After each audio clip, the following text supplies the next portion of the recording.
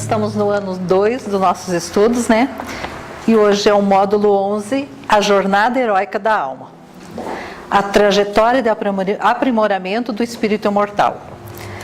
Nossa aula é a 23 e fala sobre o verdadeiro significado psicológico da vida, a individuação, a realização máxima do ser. A jornada do herói, histórias da alma. Não precisamos correr sozinhos o risco da aventura, pois heróis de todos os tempos a enfrentaram antes de nós. O labirinto é conhecido em toda a sua extensão. Temos apenas que seguir a trilha do herói. Joseph Campbell. Joseph Campbell, importante pesquisador americano de mitologia e religião comparada, estudou, ao longo de sua carreira, as grandes histórias e mitos contados nas mais diversas culturas no decorrer da evolução da humanidade. Debruçando-se sobre inúmeros mitos, Campbell identificou a existência de um padrão, uma sequência de ações heróicas presentes em todos os mitos. A esse modelo narrativo, ele deu o nome de Jornada do Herói. Este acabou tornando-se um guia para escritores e roteiristas do mundo todo elaborarem suas narrativas. Se você já assistiu a filmes como Guerra nas Estrelas, Matrix, Senhor dos Anéis, ou leu histórias como as de Buda e Jesus, o Cristo, você pode não saber, mas já teve contato com a jornada do herói. Essas são histórias que mobilizam emoções e capturam a nossa atenção, e para Campbell é sobre isso que vale a pena escrever. Tudo começa com o herói sendo chamado para uma aventura. No primeiro momento, o herói tem medo, recusa o chamado, mas acaba recebendo a ajuda de alguém sábio, e então parte para o desafio. Inúmeros testes são impostos ao herói, e em determinado momento ele é obrigado a enfrentar o seu maior medo. Ele se depara com a possibilidade da morte, mas renasce. O herói recebe então sua recompensa e retorna para o mundo conhecido. No entanto, o herói foi transformado pela aventura vivida. Ele agora tem mais sabedoria e conhece mais sobre o mundo e sobre ele mesmo. O herói nunca mais será o mesmo.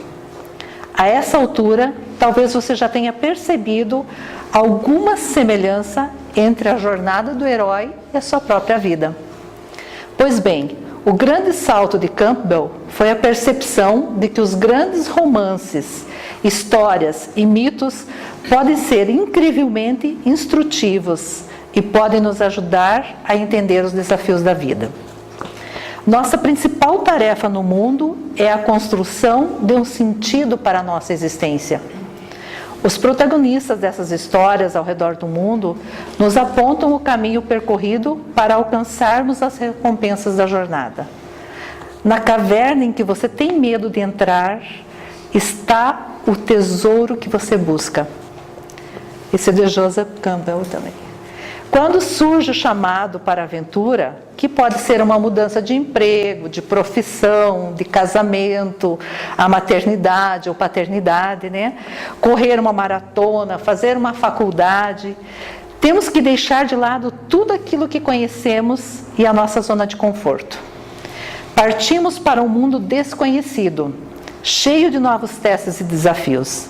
Enfrentamos muitos medos, achamos que não conseguiremos dar conta e duvidamos de nós mesmos, mas já não é possível voltar atrás. Então, nos sacrificamos, lutamos para conquistar nosso tesouro e, ao final de toda aventura, voltamos para casa transformados.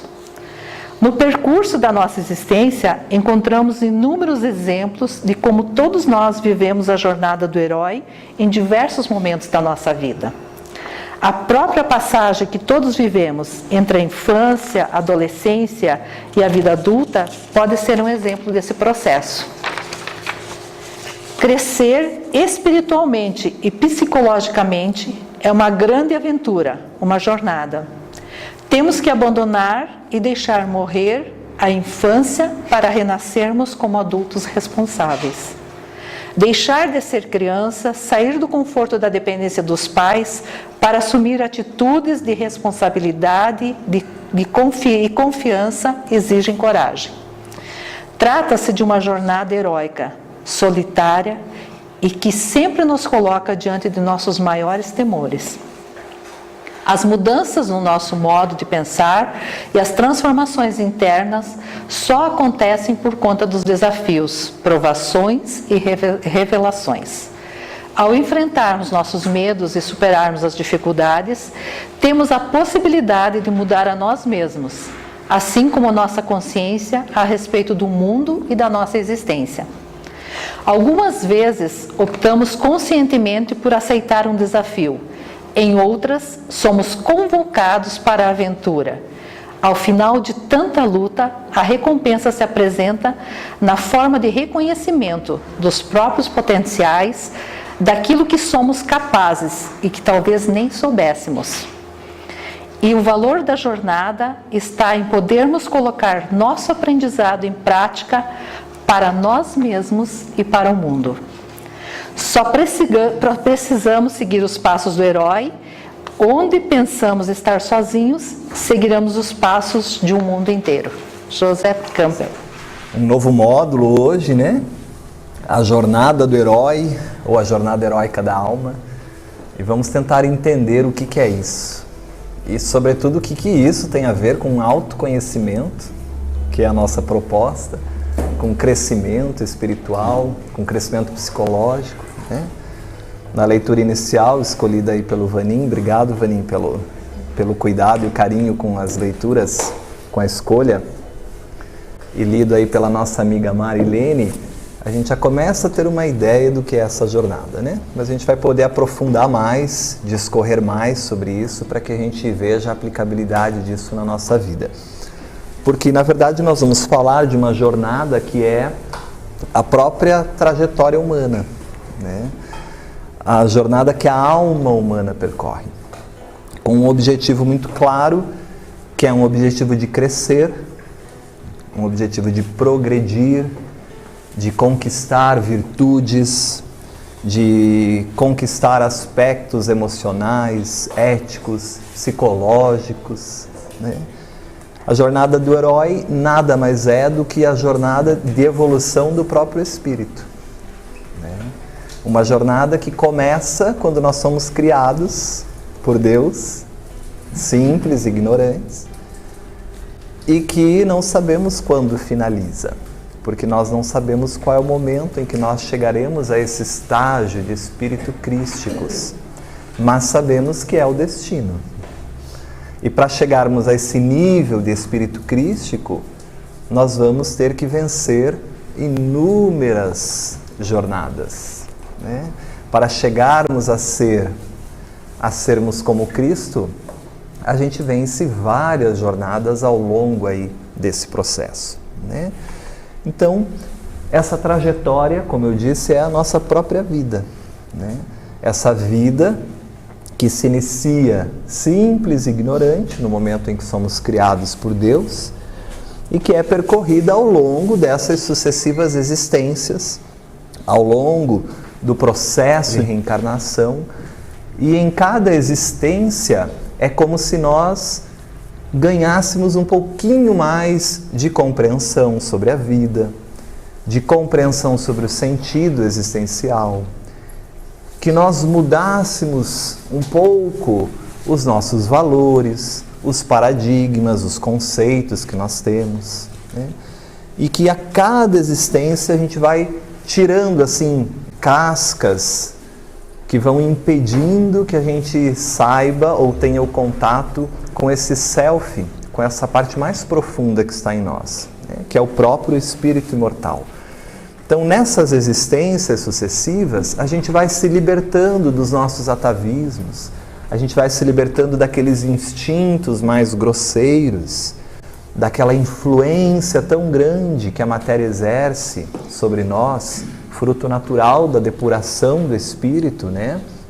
À medida que nós vamos nos depurando enquanto espíritos, a matéria vai exercendo uma influência menor sobre nós, né? e também aqueles atavismos, lembram quando a gente trabalhou os atavismos aí, que são desafiadores, né? Porque estamos fazendo a mesma coisa há muitas existências. E aí mudar o comportamento exige muito esforço, né? Então esses atavismos, essas tendências que nós trazemos conosco. Enfim, a nossa própria sombra, né? A jornada heróica é uma jornada de iluminação da própria sombra, de integração da própria sombra, de conquistas sobre esses conteúdos sombrios, né? E é um processo que não se faz do dia para a noite. Ainda bem. Porque se a gente tivesse que fazer tudo isso numa existência só, meu Deus, é muito empenho, não tem como, né? Mas a cada existência, um passo, a cada existência, uma conquista, a cada existência, uma camadinha que obscurece a nossa compreensão sobre a vida, a cada existência, um véu que vai caindo e permitindo visualizar melhor o sentido existencial, né? Então, que bom que nós somos oportunizados ou privilegiados pela bênção do renascimento, que o Espiritismo também nos traz, nos explica a importância lógica da reencarnação, até para que haja justiça divina, até para que os atributos da divindade possam ter sentido lógico, como se trabalha tão bem Allan Kardec em O Livro dos Espíritos, né? Então essa bênção do renascimento é que nos permite recomeçar, né? Recomeçar quantas vezes forem necessárias, em diferentes existências ou na mesma existência. Porque às vezes nós trilhamos um desafio e não conseguimos vencê-lo na primeira tentativa, naquela existência. E a vida se nos apresenta um pouquinho mais à frente o mesmo desafio. E aí nós um pouco mais maduros, talvez possamos agora, com mais maturidade, enfrentar e vencer ou não, né? Porque essa trajetória é individual, é particular. Então essa jornada passa invariavelmente por um trabalho que todos nós vamos ter que fazer, que é um trabalho da alma humana de se reencontrar. Isso é muito importante. A jornada heróica é um trabalho que nós temos que desenvolver para nos reencontrarmos com Deus. E a gente vai entender isso melhor ao longo aí dessas nossas exposições, dessas nossas conversas, desses nossos encontros. Toda vez que nós nos afastamos de Deus, e na visão psicológica profunda podemos pensar num ego neurotizado, sem conexão ao self, uma desconexão do eixo, ego-self. Eu vivo para uma polaridade, né? A vida forçosamente nos obrigará a esse encontro, porque é parte do processo o ego relacionar-se com essa essência maior, com o dono de toda a casa, com o self, né? E toda vez que a gente se afasta de Deus, a gente sofre, e a gente vai ver isso. Jesus nos ensina isso brilhantemente, em inúmeras parábolas. Então a ideia é que a gente possa trazer também algumas parábolas, avaliá-las, entender como essa jornada do herói se aplica a essas personagens, assim como se aplica à nossa vida, perceber como isso ocorre no nosso dia a dia, né? Então esse percurso todo, esse desafio que a gente tem que vencer, é um desafio heróico mesmo. Porque é fácil viver? Não é fácil. A vida num mundo de provas e expiações não é simples. Ela exige e nos coloca a testes, a desafios, a provas, a expiações. E tem que ser um herói, temos que ter uma batalha heróica para vencermos todas essas tribulações, essas dificuldades. E quanto mais desconectado eu estiver de Deus, mais difícil é para eu trilhar esse caminho. Tudo é mais desesperador, tudo é mais difícil, tudo é mais escuro, tudo é mais cansativo, porque naturalmente eu perco o sentido existencial, né? Eu perco a compreensão do sagrado, do divino, dos atributos da divindade, que tanto nos fortalecem e nos dão um ânimo lógico para suportar os desafios da vida. Então essa jornada, esse caminhar é que nós vamos conversar, perfeito? A ideia é que a gente possa conversar sobre isso, como a gente vai evoluindo ao longo da vida, como a gente vai evoluindo ao longo das experiências que a vida nos proporciona. E o mais legal é que esse caminho de evolução, ele é muito parecido para todo mundo. Como diz ali Joseph Campbell, a gente vai estudar um pouco também esse autor, essa jornada, ela é muito semelhante. Apesar de nós sermos espíritos únicos, cada um com uma trajetória, cada um com uma experiência, a gente vai ver que o caminho que a gente trilha é muito parecido.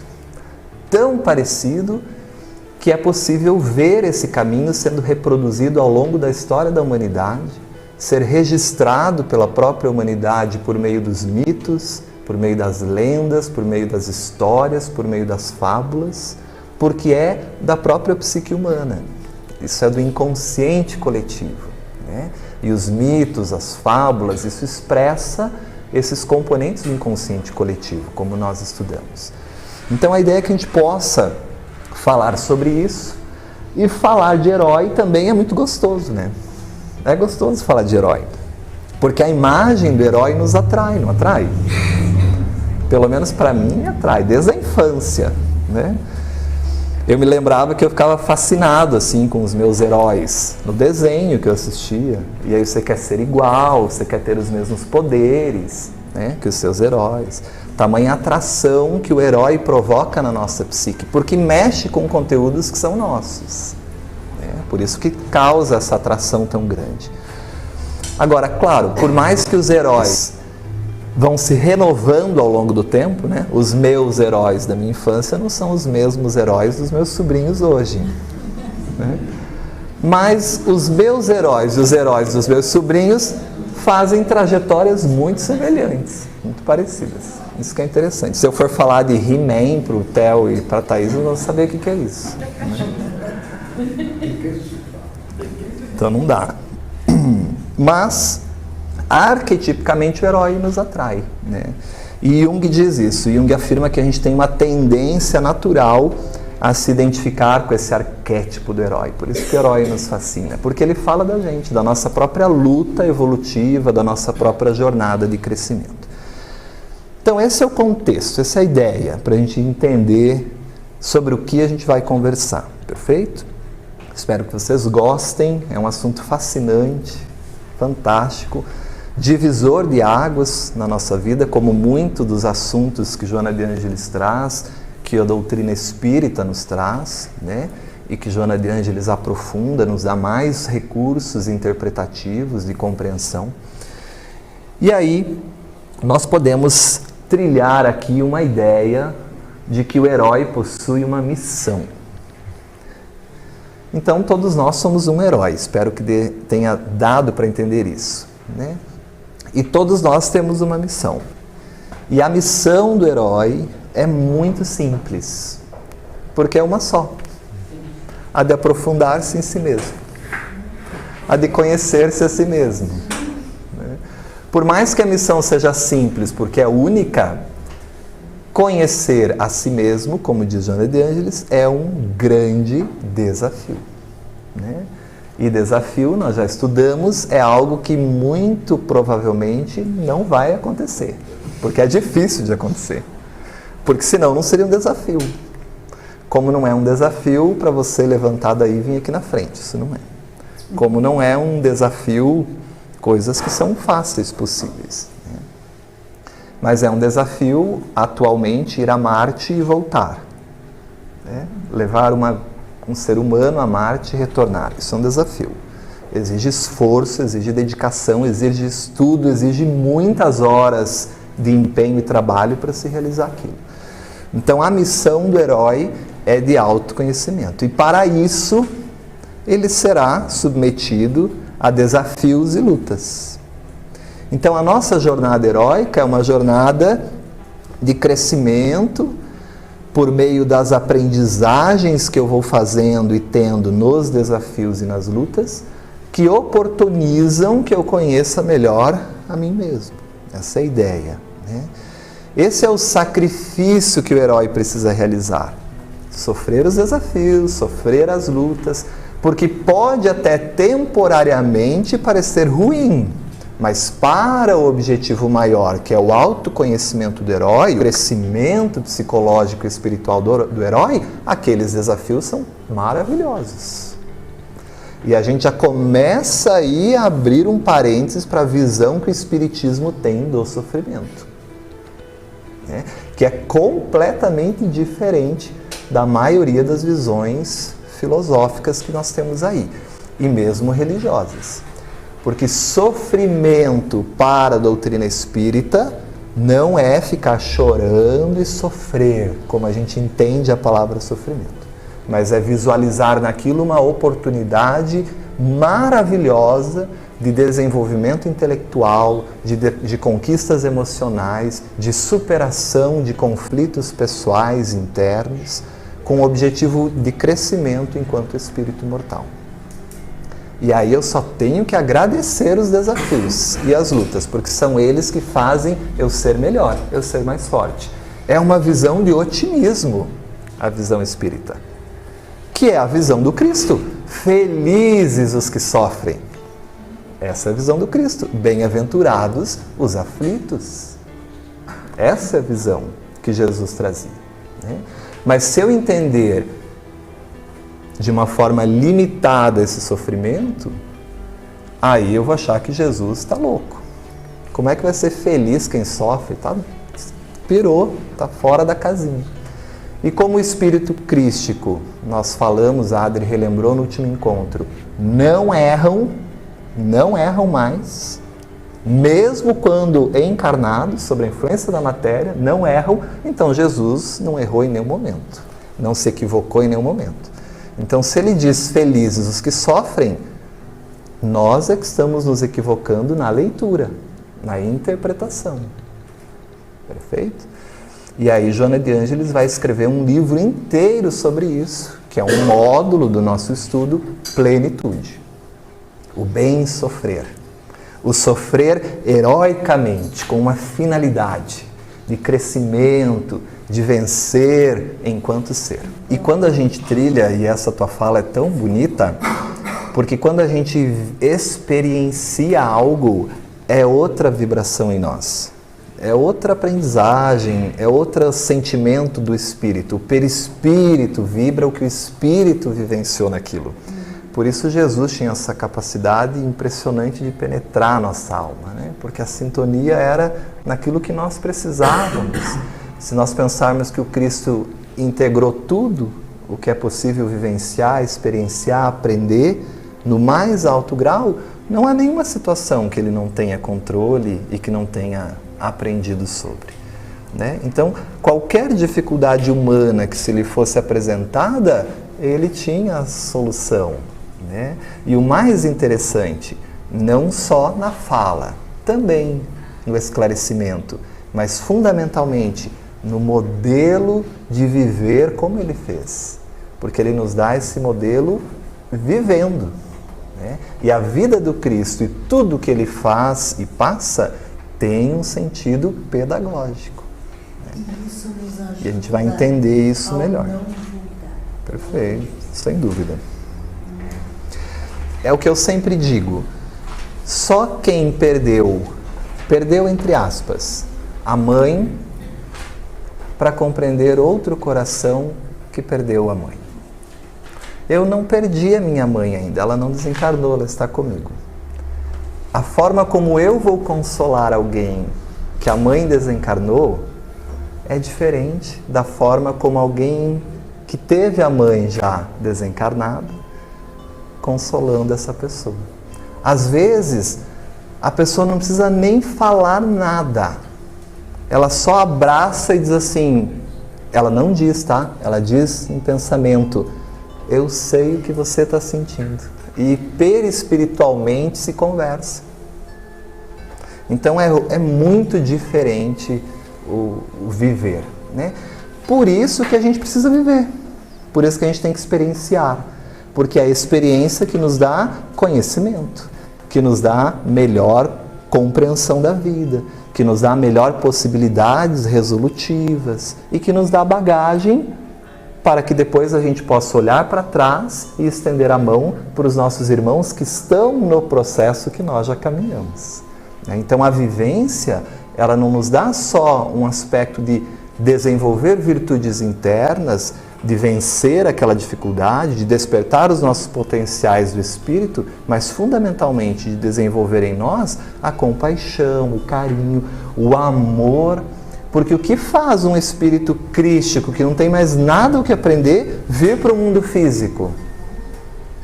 É muito amor por esses irmãos. É muito amor. É só amor. Então não pode ter nenhum aspecto, nenhuma gota de egoísmo nesse espírito. Por isso é puro, por isso é crístico. Né? Nós somos herdeiros de nós mesmos, né?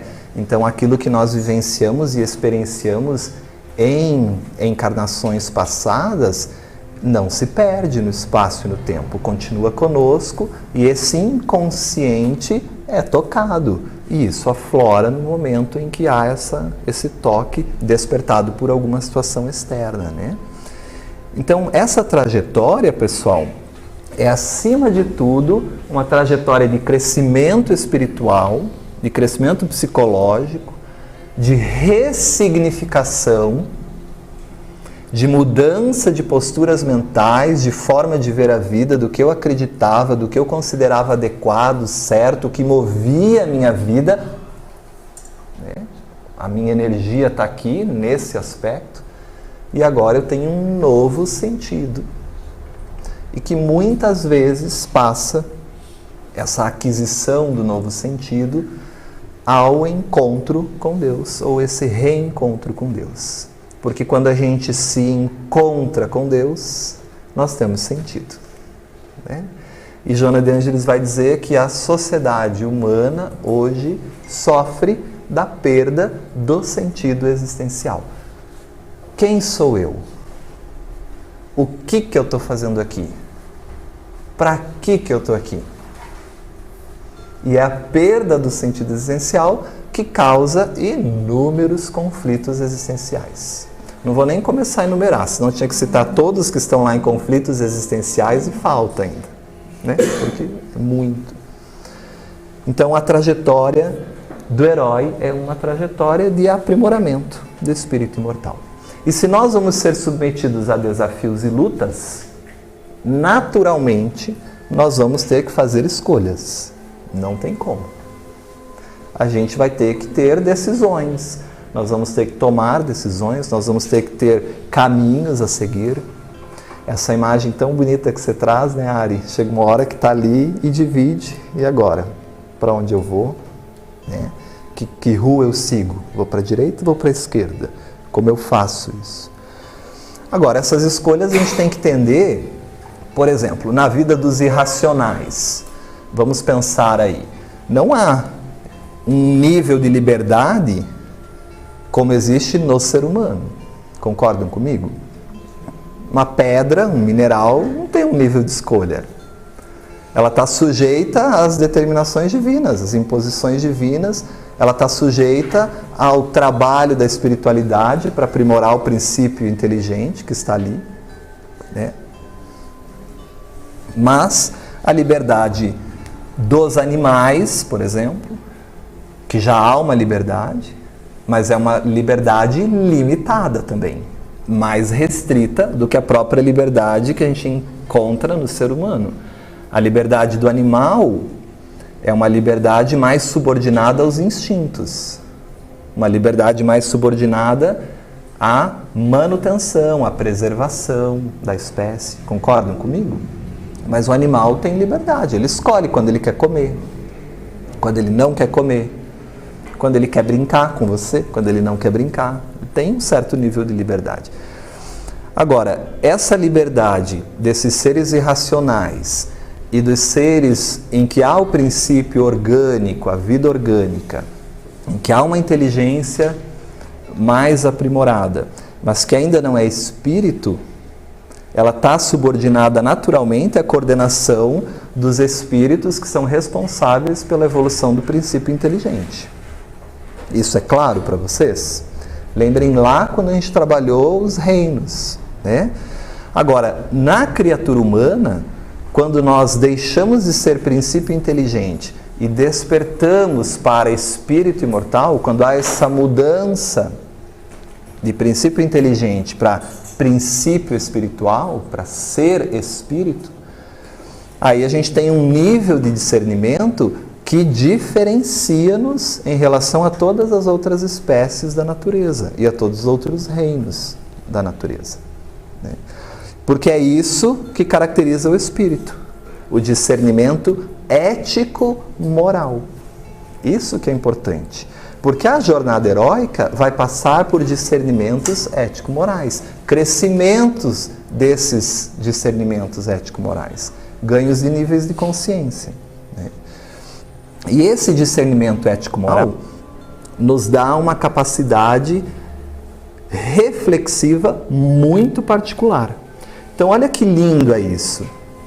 O princípio inteligente não é mais princípio inteligente, é um espírito que agora tem essa capacidade reflexiva ético-moral, que agora vai atuar sobre o meio e modificar o meio, que agora vai ter a possibilidade de correlacionar, de coordenar e relacionar as informações num âmbito muito mais amplo do que até agora havia sido feito.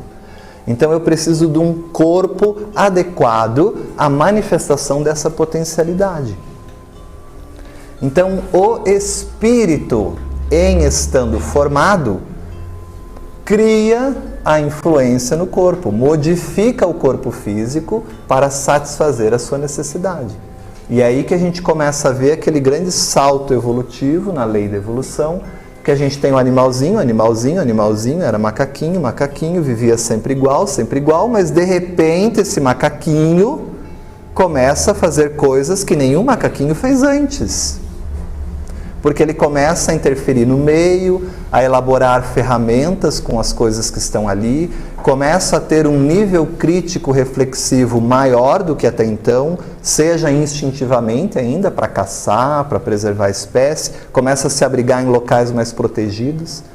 Então, como ocorre essa mudança? Ocorre uma mudança moldada pelo próprio espírito.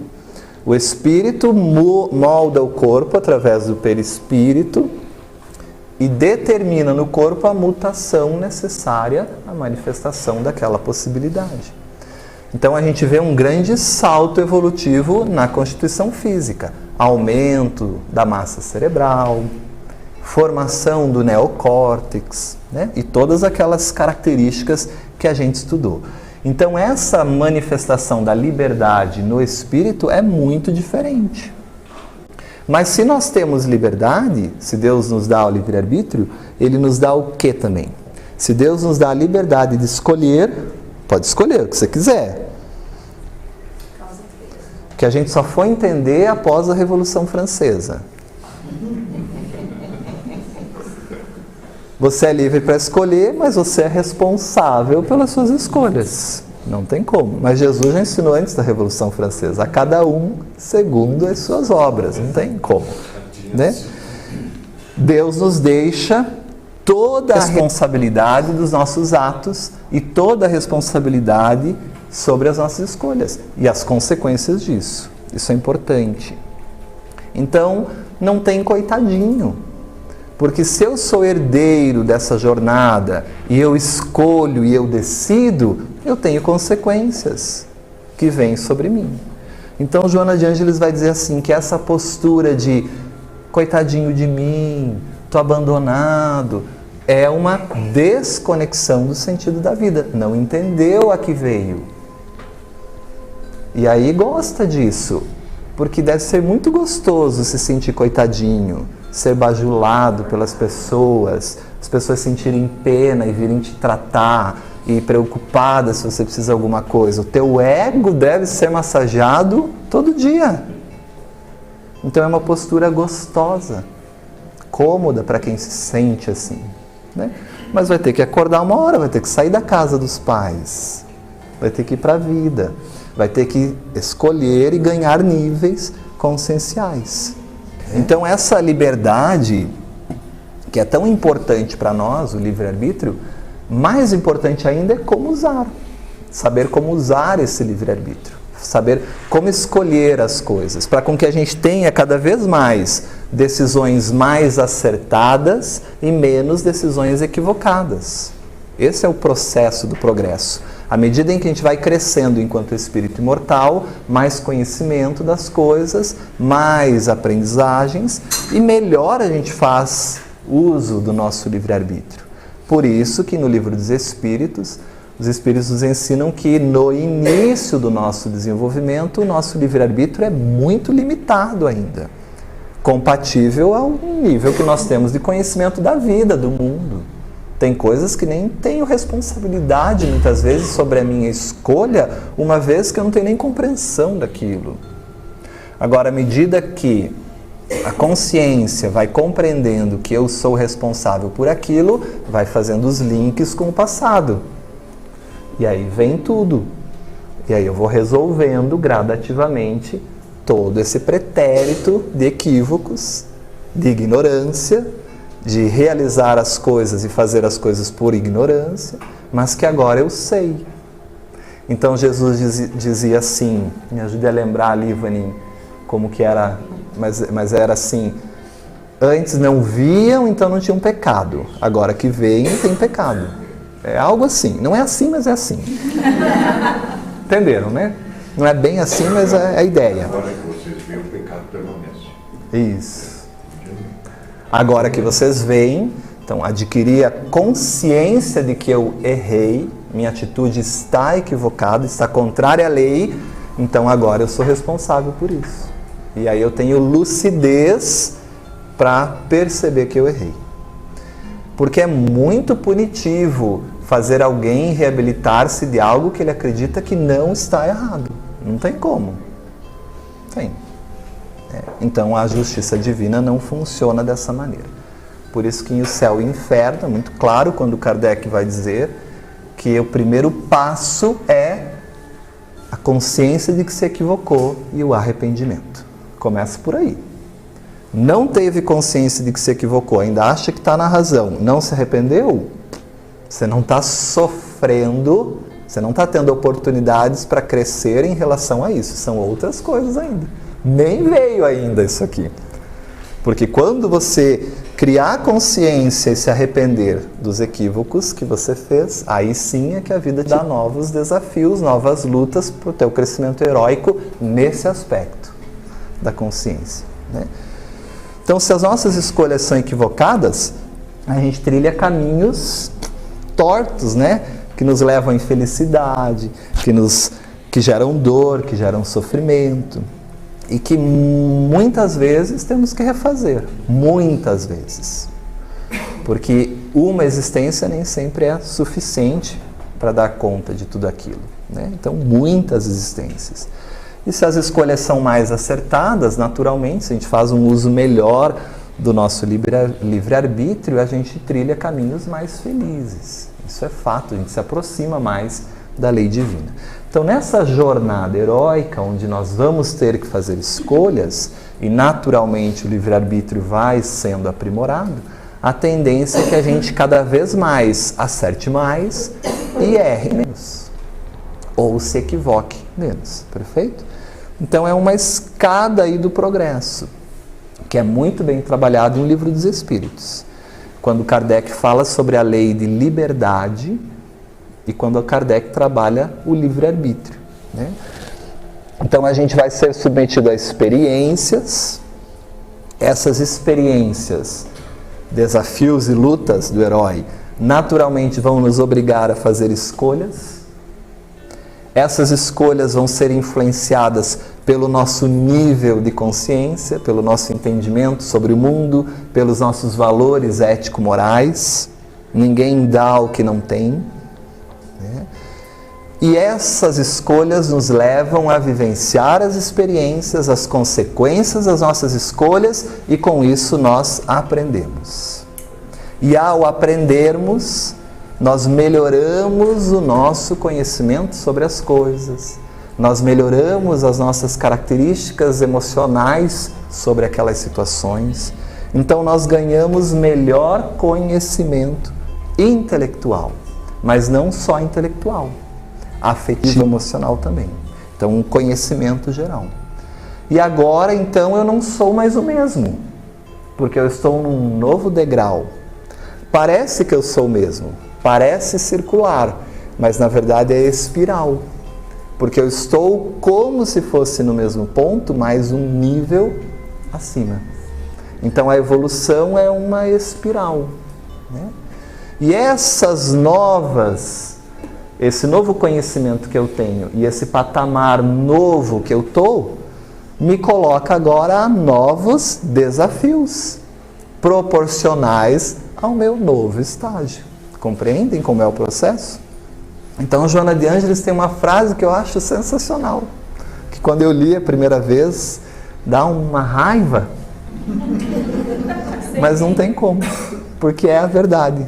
Mas depois você vai entendendo como que é o processo, que Kardec já ensinou, né, que Jesus já ensinou, mas ela diz assim: superado um desafio, tranquilize-se, pois um novo virá. Só que agora tem um porém, né? Eu aprendi com o Vanim que no Espiritismo tudo tem um porém. Sim. Então ela fala, um novo desafio virá. Só que agora proporcional ao seu novo estado de conhecimento, de aprimoramento. Que guarda relação com a justiça, né? Que guarda a relação com a justiça, perfeito. Então, novas experiências nos alcançam nesse novo patamar. E tudo isso vai nos dando cada vez mais conhecimento, cada vez mais compreensão do mundo, da vida, e cada vez liberta mais a nossa própria liberdade. Cada vez a gente vai para mais longe. Cada vez essa flecha vai para mais longe. Então a gente vai potencializando, ampliando o nosso livre-arbítrio. Que são contatos com verdades. Exatamente. E a verdade vai aumentando a liberdade. Até termos a liberdade total de escolha, com a certeza de que não erraremos nunca mais. Seremos um espírito crístico, como está lá na Revista Espírita. Mesmo encarnados, nunca erram. Bom, Joana de Ângeles fala exatamente isso aqui, só que em termos psicológicos, mas que agora talvez seja mais fácil da gente ler. Então ela vai dizer assim: a dinâmica da vida se estrutura nas experiências que capacitam o ego para que o self possa se planificar. Consegue entender isso aqui nessa altura do campeonato? Tem que conseguir já traduzir isso aí. A vida se movimenta em desafios, lutas, experiências com um objetivo: fazer esse ego ganhar níveis conscienciais para entender que não é ele que é o dono da casa, que tem um dono e que é ele que é o servidor desse dono, que ele é um bom servo, mas o Senhor é o self. Essa é a ideia. Então, se você é espírito de luz, porque você foi criado para ser um espírito de luz, não é? Então, cada um de nós é um espírito de luz.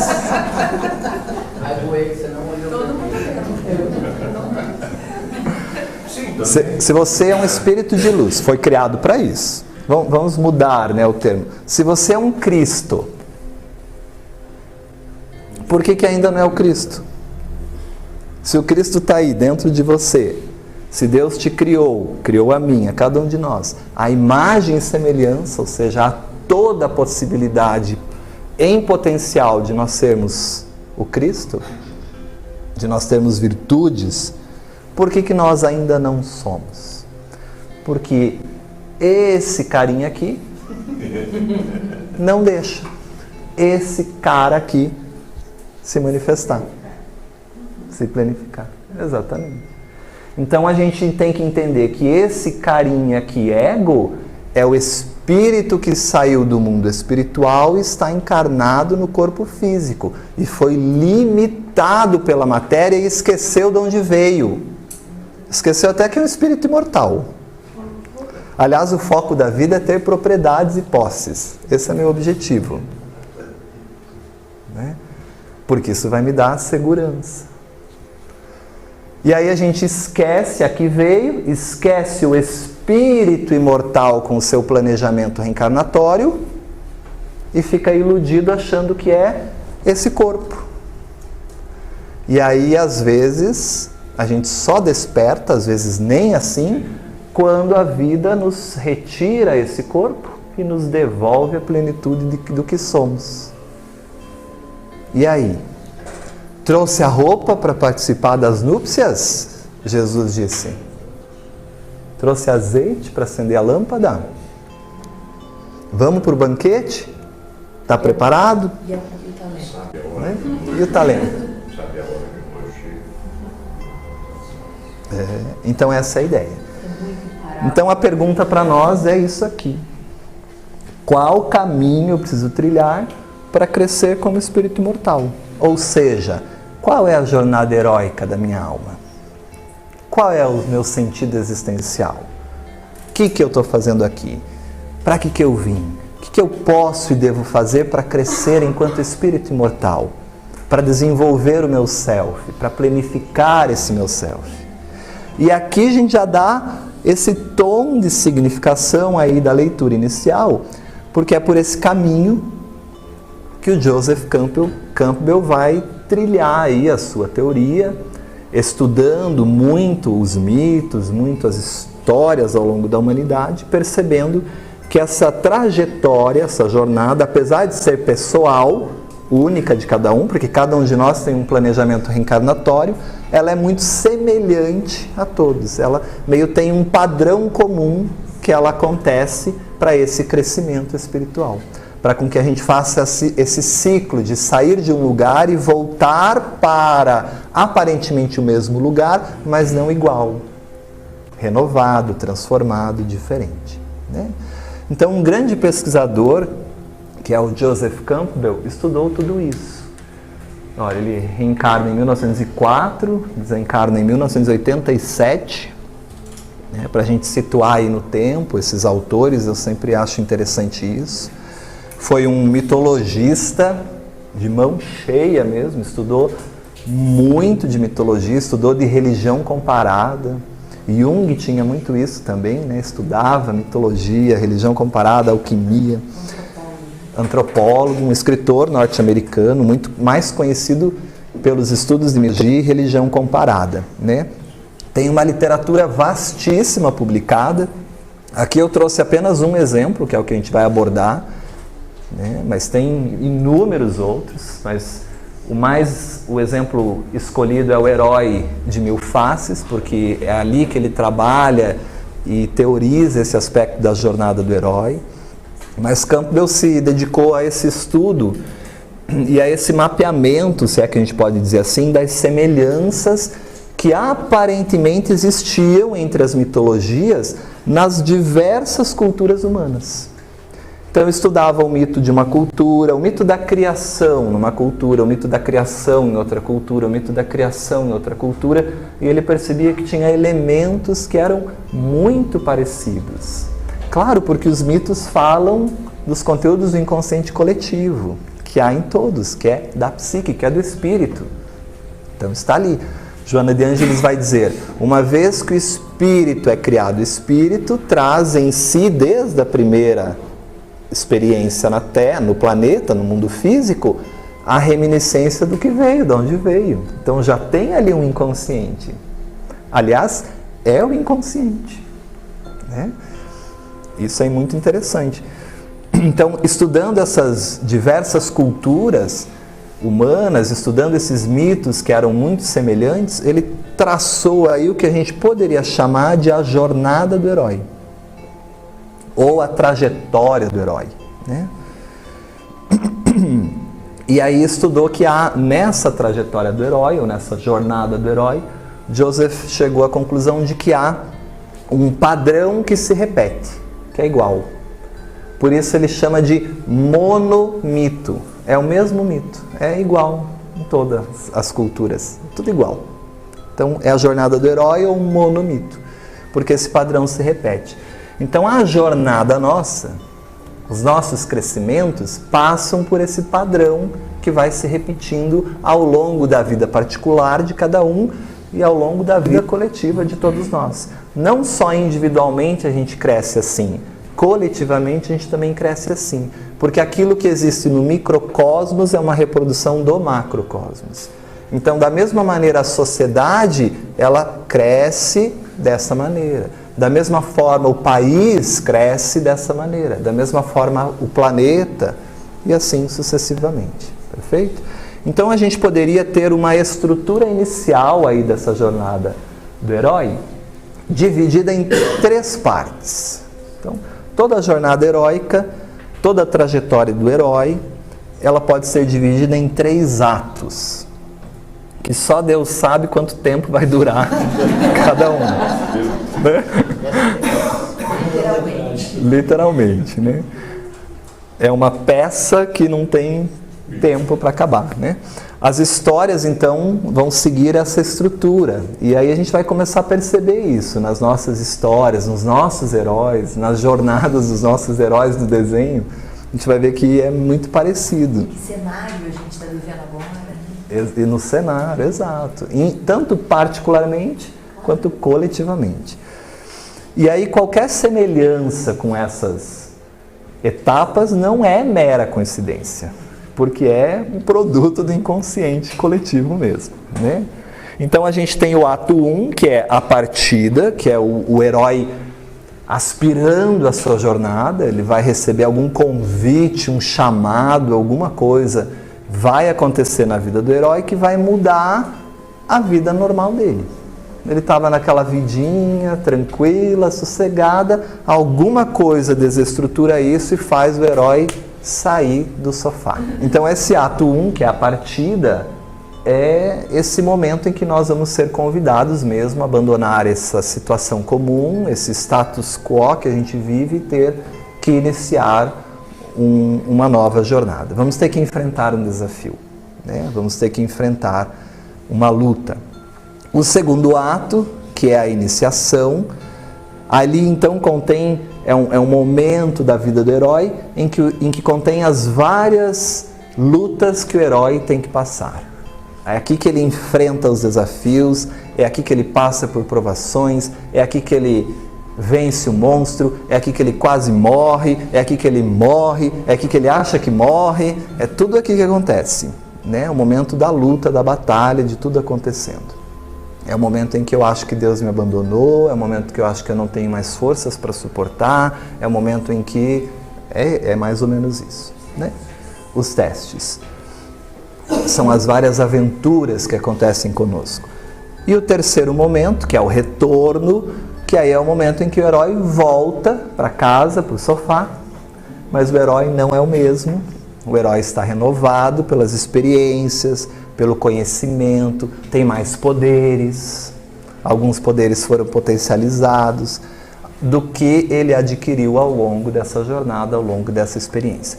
Mas eu disse a vocês no início que a jornada do herói é fundamentalmente uma jornada de reconexão com Deus, né? E isso é muito importante para nós no autoconhecimento e na visão de Joana de Ângeles. Então, estou trabalhando isso porque nós vamos chegar num momento em que a gente vai destrinchar isso. Mas se nós olharmos essa estrutura, nós podemos pensar já num ego adoecido que se acha o dono do mundo e se desconecta de Deus, do self. Se acha autossuficiente, capaz, poderoso e sai para o mundo e quebra a cara, porque percebe que é insuficiente, não consegue dar conta da vida e volta para casa aonde está o Pai. E aí Joana de Ângeles vai trabalhar a jornada heróica com o sentido de ressignificação, com o sentido de conexão do ego ao self, de desconexão do ego ao self e reconexão por meio de uma belíssima história contada por Jesus, que é a parábola do filho pródigo. Então a gente vai também, num momento oportuno, destrinchar essa parábola, perfeito? Mas aqui a gente já começa a ter uma noção Porque essa estrutura também tem sinônimos. Alguns autores falam de a partida, a iniciação e o retorno, mas outros chamam de desconexão, insuficiência e reconexão. E aí eu gosto mais, porque eu já começo a direcionar porque eu gosto, porque eu quero, para onde eu quero chegar. Então, eu gosto mais desses autores, né? A gente vai usar mais esses termos, né? Então, se a gente pudesse dividir aí num relógiozinho, aí agora sim a gente tem essas fases, vamos imaginar então que o herói, ele tem um mundo aqui em cima, que é o mundo real, onde ele vive, é a nossa vida cotidiana, o que a gente faz, o nosso dia a dia, estamos ali, vivendo a nossa vida, e nós vamos fazer uma trajetória por um mundo especial. Algo vai nos tirar daqui, desse mundo real, e vai fazer a gente iniciar a jornada e por um novo mundo, para um país longínquo, como diz Jesus, na parábola do filho pródigo. E nesse país longínquo a gente vai ser submetido a testes, provas, um monte de coisa. Vamos perceber a nossa insuficiência e vamos voltar com o rabinho entre as pernas para Deus, né? Maravilhoso, extraordinário. Então, nesse mundo real, existe... Se a gente comparar aí aos horáriozinhos de um relógio, né, fica mais fácil até didaticamente para compreender essa jornada. Então, a gente tem um estado atual. Então, esse é o momento em que o herói é apresentado no seu dia a dia, né? Olha lá, é fulano de tal, faz isso, é ali, mora ali, tem isso aqui, né? E em algum momento a rotina do herói é quebrada por algo inesperado. E aí esse herói é convidado ou é chamado para uma aventura. Vai ter um chamado, um desafio, um convite, alguma coisa, sei lá, acontece para a gente sair desse estado atual. Só que esse herói, num primeiro momento, ele tem medo de sair para essa aventura. Então sempre há uma recusa ao chamado. Mas tá tão bom ficar aqui no sofá vendo novela. Então tem que ter uma recusa ao chamado, né? Nesse momento o herói é auxiliado, geralmente por um sábio, né, que lhe estimula, lhe dá condições para ele iniciar a partida, e aí o herói então inicia a partida e atravessa um portal, um primeiro portal, que divide o mundo que ele estava, e ele inicia então a entrada nesse novo mundo, nesse mundo desse novo mundo especial, né? Aí o herói vai ser submetido a testes. Então, nesse momento, o herói tem um trabalho duro, afinal é duro ser herói, né? Ele vai ter que entrar nesse mundo especial, ele vai ter que viver essas aventuras, ele vai ter que matar dragão, ele vai ter que solucionar enigmas, ele vai ter que resolver problemas, vencer desafios, matar outros monstros, né? Escapar das armadilhas. A gente vai ter que fazer tudo isso nesses momentos aí de testes. Mas tem uma coisa que o herói tem mais medo. É o maior medo do herói. E esse momento chega, o momento em que nós temos que nos confrontar com o nosso maior medo. Para alguns pode ser a morte, para outros pode ser a perda de um amor, para outros pode ser a perda financeira do emprego, não sei. A gente vai ter que descobrir qual é o nosso maior medo e a gente vai ter que se enfrentar com esse maior inimigo ou maior medo que está dentro de nós. E esse momento é visto na jornada heróica como o momento da abordagem. É o momento então que a gente tem que matar o dragão, senão a gente é comido por ele, né? A gente entra na caverna e vai ter que vencer esse dragão. E esse é o momento em que o herói geralmente, muitas vezes, acha que não vai dar conta. Então o herói entra em crise. Olha que interessante, né? Tô caindo aqui, tô caindo, tô no fundo do poço. É aqui, não tem mais para onde cair, já caí tudo eu. É o momento da crise. É o momento em que a gente começa a falar assim, que vinha agora é lucro. Que vinha lucro. Esse momento de maior crise, então, de estar no fundo do poço, é o momento em que o herói tem a sensação de que não vai dar conta, que vai morrer, às vezes morre mesmo, acredita que morre, é uma morte simbólica, às vezes é uma morte real mesmo, né? A vida convida o herói para retornar para o mundo espiritual, né? Mas é nesse momento de maior crise, de maior sofrimento, entre aspas, porque é uma percepção do herói de sofrimento, é uma percepção do ego, né? Que o herói tem um encontro significativo que muda completamente a sua compreensão do mundo, que é o que Joseph Campbell chama do momento em que o herói se encontra com Deus. Então, nesse momento de crise, de maior sofrimento, é também um momento de oportunidade, porque é um momento de encontro com Deus. Não só um Deus exterior, criador, causa primária, mas também um Deus interior, um Deus interno, sobretudo um Deus interno. Para Jung, esse momento de encontro do ego com o self, porque esse Deus interno é imago Dei, na visão da psicologia profunda, esse encontro, quando o ego e self se conectam, desse encontro dos dois surge um terceiro, que Jung denomina de função transcendente. E essa função transcendente é que nos dá a possibilidade de ressignificar os nossos conteúdos. Então é aí que se processa a cura, porque eu mudo a maneira de ver, eu troco a lente do meu ego por uma nova lente, às vezes o pessimismo pelo otimismo, a ingratidão pela gratidão, o egoísmo pela humildade. Estamos dando exemplos só para entender, porque ninguém muda da água para o vinho assim, né? Mas no sentido de que há uma possibilidade da ressignificação. Então esse é o encontro com Deus, né? Esse íntimo nosso, esses potenciais ocultos da nossa alma que estão em nós, que Jesus já nos ensinava, vós sois deuses, né? Está aqui, mas como eu me encontro e consigo fazer esse processo, né? Jung também chama esse momento do encontro do ego ao self, do momento em que o médico interno age. Isso é espetacular, né? E aí, nesse momento, para Jung, muitas vezes, o terapeuta abandona o paciente para morrer sozinho. Gente, isso é simbólico, tá? Significa... É simbólico. Significa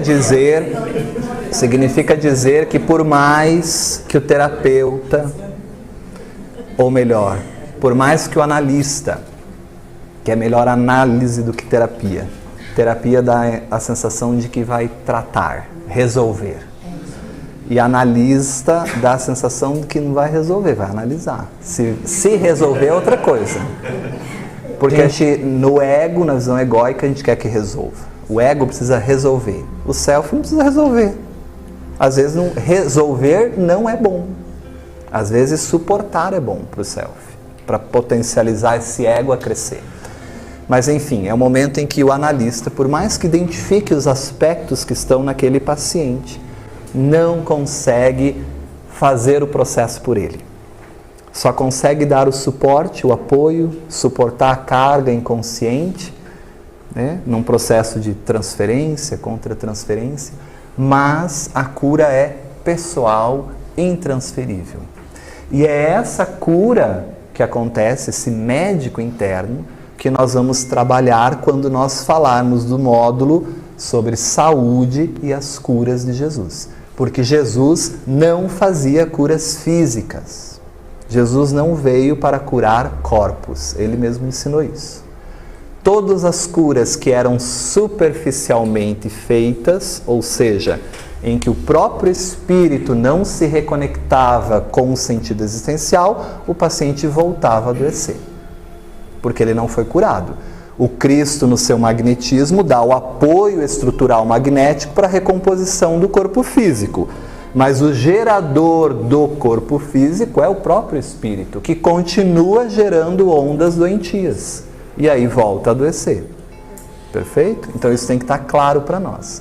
Quando Jesus trata o paralítico, que continua paralítico, e Jesus fica feliz porque ele se curou, opa, então tem alguma coisa errada nas curas. Como assim Jesus está feliz que o paralítico continua paralítico? Sim, mas agora ele é um paralítico com sentido. Ele entendeu o porquê e aí ele não sofre mais, ele está curado. Ele não é mais contra Deus, né? Ele não está mais revoltado. Essa é a palavra. Ele não está mais revoltado contra Deus. Agora ele não é mais o coitadinho que está sendo punido, que o jardim não cresce enquanto de todos os outros é florido. Agora ele entende o sentido da vida. Ele entende que precisa levar a prova até o fim. Perfeito. E da ação curado por dentro. Interiormente está curado. E o interessante é que um dos exemplos que o Cristo usa para isso, que é o exemplo que a gente vai trabalhar também, que tem a relação com a jornada heróica, é que Jesus diz assim, na hora que ele vai curar um dos personagens, que é cego, Jesus diz, vamos tirá-lo da aldeia. Ou seja, Jesus não faz a cura dentro da aldeia. Ou seja, tem que sair de onde está. Tem que sair do mundo dessa vida e ir para outro lugar. Então, o sair da aldeia é o mesmo sentido psicológico, simbólico de um país longínquo. Ir para um país longínquo, que o filho mais jovem faz quando pede herança ao pai. Dá a minha parte na herança, que eu quero ganhar o mundo, né? Então, esse encontro com Deus é um encontro de recompensa. É um encontro com um tesouro interno, com esse médico interno. Por isso que não adianta eu buscar o médico externo somente para curar a minha depressão. Não adianta.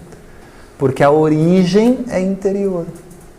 O medicamento, a medicina, tem o seu papel fundamental para dar forças, para atuar nas crises, para recompor os mediadores cerebrais, se necessários, para tirar o paciente daquele estado mórbido, lhe dando até uma possibilidade de fortalecimento para que ele próprio encontre dentro de si esse Deus interno e processe a cura.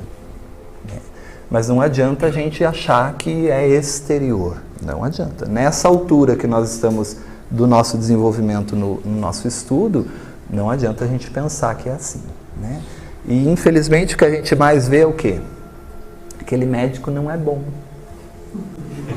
Não resolveu o meu problema, né? Então esse encontro com Deus, alguns autores vão falar do encontro com o tesouro, né? Ou o encontro com o elixir, e vão dizer que é esse encontro que dá condições do herói sair dessa crise e começar uma volta ascendente, voltar para a sua origem, para o seu estado atual, com possibilidades de enfrentamento maiores, né? Isso pode ou não acontecer. Então, Joana de Ângeles vai explicar quando que a jornada é heróica e quando que ela não é heróica. Vai explicar, que é isso que a Ariana disse. E fundamentalmente vai explicar o que é ser um herói. Porque a sociedade tem uma visão de herói. E ela vai dizer que herói estamos falando, né? E aí a gente vai entender alguns aspectos sobre isso. Então esse encontro com Deus, como dissemos, é também o encontro com o tesouro. É tido assim pelos autores, né? E ele retorna agora, inicia o seu retorno para o seu mundo normal. Ou seja, passa um segundo portal novamente. O primeiro era quando ele deixa o mundo, o segundo é quando ele retorna ao mundo, mas há uma diferença incrível entre esse personagem quando ele volta pelo segundo portal. Porque ele tem conhecimento, crescimento intelectual, crescimento afetivo emocional, ou pelo menos a jornada deveria despertá-lo para isso. Deveria despertar para isso.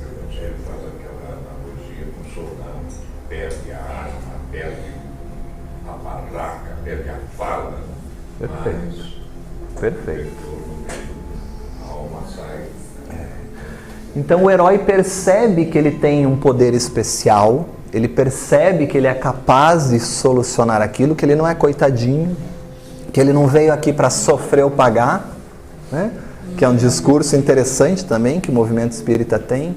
A gente está aqui para pagar as nossas dívidas das existências anteriores. Ai, por favor, vai estudar Kardec, né?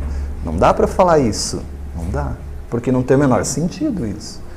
Então a gente não está aqui para ser coitadinho, a gente está aqui para ser o Cristo dentro da possibilidade que a vida atual nos permite ser, né? E se eu tiver que matar 1, 2, 10 dragões por dia, vamos lá, porque eu estou apto a isso. Ou você acha que esse Pai justo e amoroso nos dá algo que a gente não possa suportar? Jesus já ensinou, a cruz tem que ser carregada, tem que ser, e vai ser carregada porque cada um consegue carregar o peso da própria cruz. Está no planejamento reencarnatório. Tem um Deus amoroso que nos dá as provações e as situações expiatórias proporcionalmente ao nosso nível de compreensão, de aceitação e principalmente de possibilidade de resolver isso. Então, pode parecer que está difícil na visão do ego, mas tem algo a mais que vai ser incorporado e aprendido na visão do self, né? É somente com esse sentido existencial que a gente entende a vida do Cristo no planeta Terra. Experienciar e viver tudo o que viveu é só com essa noção de mundo, de vida, essa compreensão, né? Então esse herói, ele descobre que tem em si esse potencial, esse tesouro, e ele retorna, só que agora ele retorna e os monstros, as situações, os desafios se curvam para o herói. Agora é ele que está no controle da situação, né? Aquele medo é diluído, aquela situação não parece ser tão perigosa assim, aquilo que eu achava que era insolucionável, agora eu percebo que dá para resolver, tem uma forma, tem uma maneira, não é tão difícil assim, né? E ele volta para casa com esse elixir, com esse tesouro. É isso que caracteriza a jornada heróica. Você se encontrar com o tesouro e poder fazer o caminho de volta conectado com esse tesouro. Regressar com esse elixir, né? E aí ele está então não mais na mesma vida que ele estava. Agora ele está numa nova vida. E aí vem Joana e nos diz, não se preocupe. Agora um novo desafio se te apresenta e a gente começa de novo. E quando que acaba? O relógio não para. Acaba quando eu não precisar mais reencarnar. Não é assim que a gente aprende lá no Livro dos Espíritos? Quando acaba esse processo? Quando eu estiver na última existência física, ali finalizando o que eu preciso ainda aprender, as últimas conquistas, conquistei isso, não preciso mais voltar ao mundo, porque eu não tenho mais o que aprender no mundo físico. E aí começa uma nova jornada para esse espírito, né? De espírito puro até o patamar de espírito crístico. É um novo caminhar. Então veja de quem a gente está falando, eu gosto de lembrar disso. O Cristo não é só puro, é Cristo, é também crístico, né? E não é só crístico, ainda é Messias, como diz lá na revista, porque são os escolhidos por Deus para... É o cara, né? Recebe diretamente. Tudo bem? Ficou claro aí? Então esse estado atual não é mais o mesmo, ele muda e esse herói volta para uma nova experiência. Então a gente vai passar agora um vídeo rápido, acho que tem uns 5 minutinhos, em que essa estrutura toda que nós comentamos, ela é explicada, né? E depois a gente volta para discutir alguns aspectos e começar a abordagem aí de cada uma dessas horas, ou desses períodos, ou desses atos da vida do herói, para a gente começar a aprofundar essas discussões e encaixar isso na nossa vida, especialmente pelos exemplos que o Cristo nos deu, pelos exemplos de outros personagens, de outras personagens ao longo da história, tá? Interessante que ali ele traz ele traz uma fala que, enquanto eu ouvi ali, me veio esse pensamento. Ele diz assim, que tem um momento em que todas as tramas da história são resolvidas, né? E às vezes eu fico pensando nós, enquanto espírito imortais, fico pensando você, enquanto um espírito imortal. Quantas vezes você se pergunta na sua vida o porquê daquela situação, né? Por mais que a gente entenda, pelo conhecimento espírita, que nós temos um Deus soberanamente justo e bom, com os atributos, que a gente saiba que tem uma causa justa, a gente quer tentar entender o porquê. E às vezes o momento em que essa trama é resolvida é no mundo espiritual mesmo. Às vezes a finalização dessa nossa jornada heróica, ela não acontece no mundo físico. Às vezes a gente precisa desencarnar, suportar, resistir, carregar a cruz com essa resignação de que Deus nos ampara, com esse sentido existencial que o Espiritismo nos dá, compreendendo aquilo, o sentido daquilo. Mas a gente só vai entender os porquês muitas vezes quando no mundo espiritual o nosso protetor, as pessoas que nos auxiliaram no planejamento reencarnatório, nos acolhem e dizem assim, então agora vamos cruzar as coisas aí, vamos cruzar as existências, vamos entender o que aconteceu lá, há 20 existências atrás, o que se repetiu há 8 existências atrás, e por que nessa existência as situações culminaram para isso. E aí, claro, que isso só é acessível dependendo da nossa capacidade também de entender, suportar, compreender isso. A gente tem que ter maturidade psicológica, né? Os mentores, os espíritos responsáveis por esse processo sabem muito bem até onde a gente pode ir, né? E então ela vai trabalhar muito bem isso em conflitos existenciais, quando ela dá a origem do medo, endógeno, exógeno. Ela vai trabalhar que há medos realmente que têm sentido, mas que há medos que não têm o menor sentido, que são irracionais, que são mágicos, fruto de um pensamento irracional, fruto de um pensamento místico, fruto de uma cultura, fruto de uma educação familiar, fruto de um... enfim. E aí nós temos que saber discernir. Esse medo é do quê? Porque se for medo de aranha, medo de cobra, medo de viajar de avião, ou medo de solidão, medo de ficar sozinho, medo de morrer, nós vamos ter que entender o que é esse medo e qual é a origem dele. É a origem de um pensamento que não está bem conectado com o aspecto racional, ou é fruto realmente de algo que tem sentido e que tem fundamentação. Então a gente vai precisar distinguir muito bem. E principalmente, no processo de autoconhecimento, o que esse medo quer dizer sobre mim? Porque às vezes eu posso falar para a pessoa assim, faz a prece, faz a oração final. Daí a pessoa diz assim, a pessoa tem medo. Mas ela tem medo porque ela pensa assim, e se eu errar? E se eu não falar bonito? E se eu não... Então ela está preocupada com os outros. Então você vê que é uma pessoa que tem uma persona, uma máscara muito bem sedimentada, e se a máscara é bem sedimentada, a sombra é proporcional, né? Ou a pessoa não aceita e ela diz assim, vem coordenar um grupo de estudo, faz a palestra, faz isso. E a pessoa diz assim, não, imagina, quem sou eu? Eu não tenho conhecimento, eu não tenho teu estudo, eu não... E a gente até acha lindo, a gente fala assim, nossa, que humilde, que conhecimento, que ela tem até o que ela sabe, ela quer se qualificar. Isso é o que ela aparenta. Mas na verdade, se a gente for buscar e analisar o comportamento, essa atitude é porque a pessoa não quer fazer, tem medo de fazer. Porque o que vão pensar, e se eu não souber isso, e se eu falar errado, e se isso, e se aquilo. Então, Joana de Ângeles, ela é muito precisa nessa parte da crise, porque nós vamos ter que entender se essa abordagem é real, se eu estou enfrentando o meu medo no autoconhecimento, ou se eu estou usando de mecanismo de fuga para fingir que está tudo bem, e vou levando com a barriga e o conflito continua, né? Então, isso a gente vai ver em detalhes. Pessoal, até aqui tudo certo? Tudo beleza? Eu acho que a gente vai fazer uma pausa agora, porque se a gente iniciar vai ficar truncado Então a gente na próxima semana continua, iniciando aí o aspecto de trabalhar cada um desses momentos ao longo da nossa vida e no Evangelho, perfeito? Correlacionando com os ensinos de Jesus.